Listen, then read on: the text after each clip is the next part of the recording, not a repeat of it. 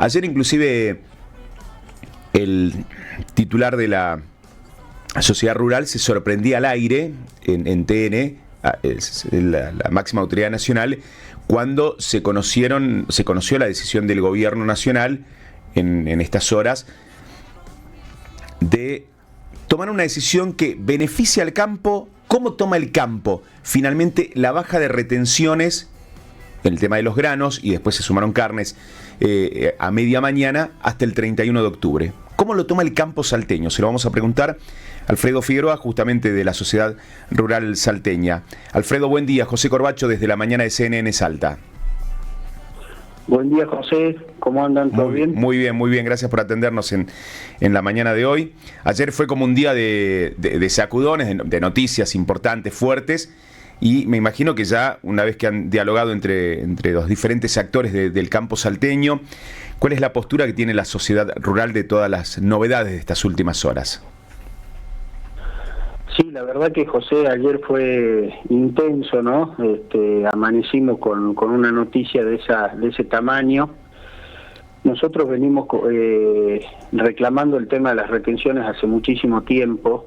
Creemos que es un impuesto totalmente distorsivo, en algún momento lo hemos charlado ya con ustedes también. Sí. Un impuesto que desalienta la inversión y que si no está, yo creo que el país le va a dar muchísimo oxígeno para poder generar mucho más trabajo, que en realidad es lo que queremos, y que esa plata llegue a la economía real, ¿no? Y se derrame.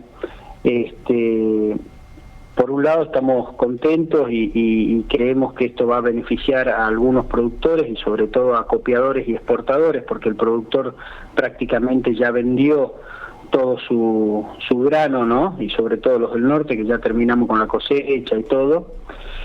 Perdón, que en algún momento la última charla fue... También ese había sido el problema en su momento, que no habían entrado bien en la primera baja de retención. Claro, en los beneficios de aquel momento del gobierno nacional. Exactamente. No nos habían alcanzado. Después hicieron el anuncio ese en la exposición de Palermo en Buenos Aires, donde se rebajó por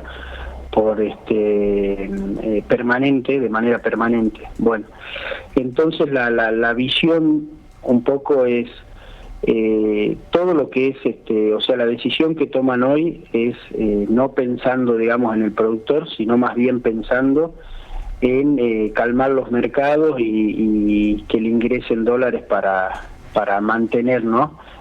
La situación hasta las elecciones. Eso por un lado.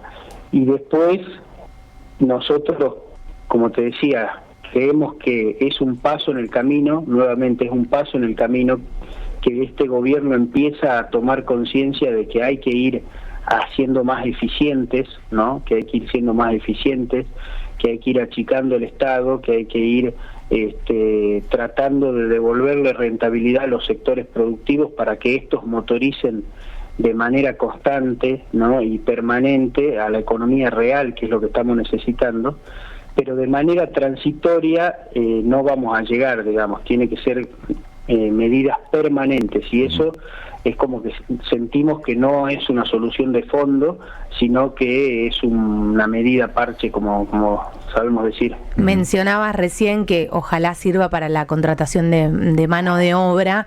Te pregunto también si puede llegar, aunque sea por este tiempito, a reflejarse en, no sé, en el impacto del precio del producto final para el ciudadano común, o solo está enfocado para la exportación y para otro tipo de negocio. Yo creo que el tiempo es tan corto, ¿no? Al ser 30 días, que va a haber un movimiento, pero creo que al mercado, digamos, del mostrador, no sé si va a llegar, no sé si va a empujar eso. Sí va a empujar un poco el precio por ahí del maíz o del speller de soja, que son insumos que por ahí tienen productores de feedlot, criadores de huevo, de pollo parrillero, criadores de cerdo, ¿no? Claro. Que eso son insumos de los alimentos balanceados, donde ellos ahí sí se pueden ver afectados, porque eso haga que suba el precio del insumo y les golpee en su rentabilidad, ¿no?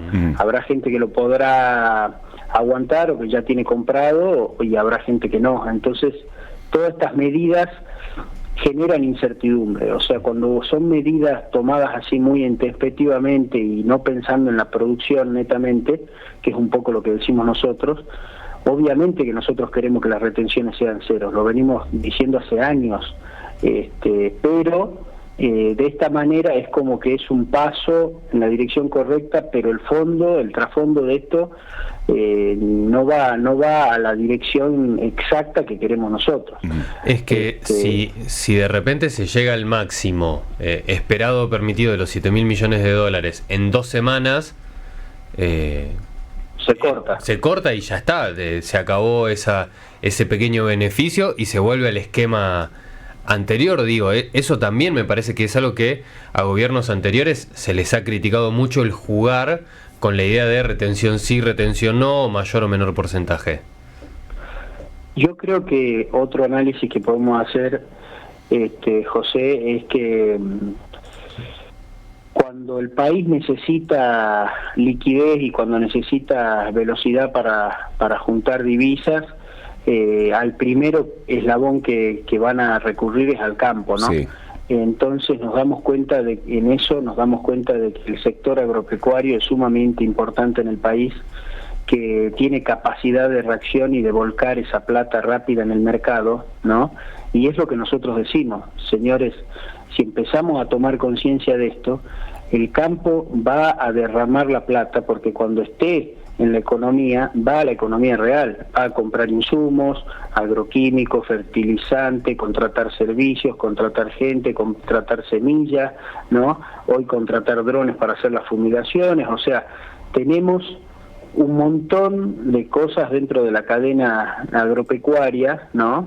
Que si hay reglas claras a largo plazo, automáticamente el productor y otra gente inversora, que es lo que justamente estamos necesitando, que haya más gente que invierta y se produzca más, eso va a generar no solo más producción para exportar, sino más producción para nuestro país, para nuestra provincia, digamos, para nuestra gente. Entonces, esas cosas las tenemos que también tener en cuenta en nuestros análisis. Tomo las preguntas de Gianni y Agustín respecto al impacto que tiene en la economía diaria. Gianni preguntaba recién si va a impactar. En el tema de carnes, ¿hay mayores probabilidades de carne de exportación y que pueda haber una variable en los precios pensando en este próximo mes en los productos argentinos que se consumen en Argentina? Yo creo que, a mí me parece que no, José, me parece que es muy rápido, hay que ver, por eso capaz que dura 2 semanas el movimiento no creo que sea para que nos preocupemos, digamos, en la mesa. Aparte es un 5% de la parte de exportación, por ahí los exportadores de carne hagan esa diferencia en este momento, puede atraccionar un poquito el novillo pesado, que es el novillo específicamente que se vende a la exportación. Pensemos que el consumo interno es un novillo más liviano, de 380 kilos por ahí, y lo que se vende a exportación es 450, 500 kilos. Entonces, no veo como una preocupación. Ahora, perdón, pregunta de consumidor esta. ¿Nosotros comemos carne porque es más chico el animal que consumimos nosotros?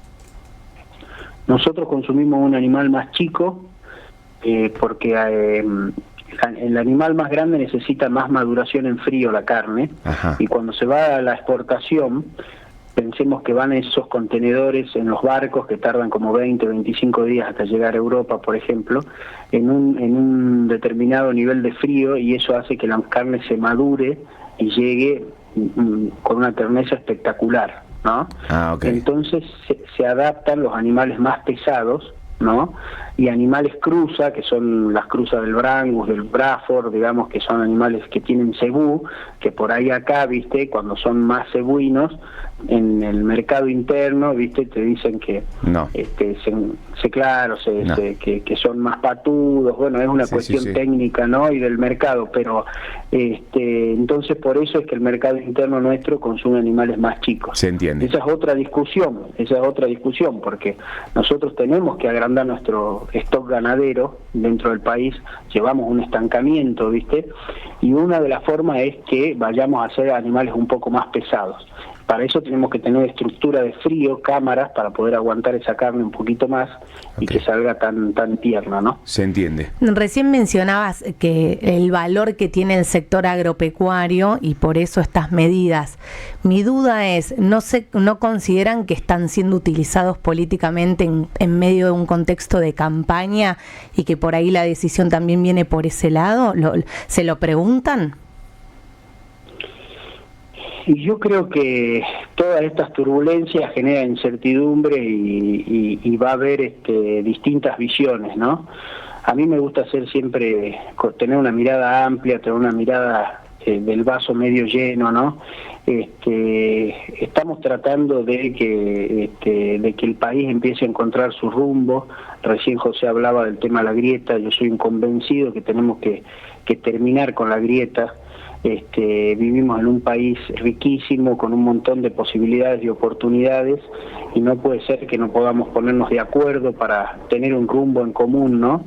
Estamos todos adentro de esta linda tierra y tenemos que salir todos juntos. No hay forma de que tiremos para distintas direcciones. Uh-huh. Y en eso es la mirada que tenemos nosotros. O sea, tenemos que acompañar, tenemos que buscar consensos. Hay cosas que yo no comparto con la dirigencia actual, pero hay cosas que sí. Entonces, y me ha pasado con otras banderías políticas.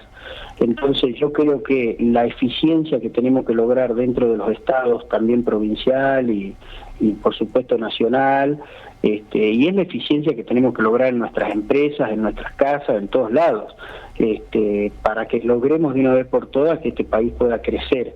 Y uno de los eslabones más importantes es el agropecuario. Uh-huh. Y es el que está visto, justamente con estas medidas lo podemos ver, que tiene capacidad de reacción. Entonces ahí es donde nosotros decimos, empiecen a liberar al campo, porque el campo automáticamente esa plata la va a reinvertir en la economía real, que es lo que estamos necesitando, que llegue la plata a la economía real, que hasta ahora todavía no termina de llegar. Uh-huh. Alfredo, gracias por este tiempo, muy amable como siempre. Muchísimas gracias a ustedes, que tengan buena jornada. Que tengas buen día, muchas gracias. Alfredo Figueroa es presidente de la Sociedad Rural Salteña, como para entender un poco cómo va la dinámica de esta medida nacional, cómo llega al campo salteño, cómo toman, con pinzas.